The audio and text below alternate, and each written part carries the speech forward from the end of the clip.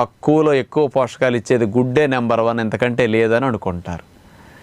చాలామందికి ఇదే తెలుసు. కానీ గుడ్లు కంటే 3 రెట్లు 4 రెట్లు బలమైన ఆహారం నేను ఇప్పుడు చెప్తాను. దానికంటే రేటు తక్కువ, లాభాలు 3-4 రెట్లు ఎక్కువ వచ్చేస్తాయి.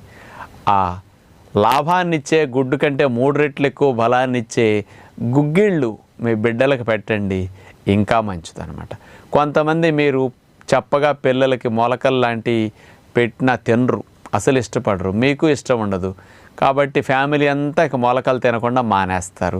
కానీ వీళ్ళ బలమని మొలకలు తినలేకపోయినా వాళ్ళకి గుడ్లు బలమని మీరు గుడ్లే పెడుతూ ఉంటారు.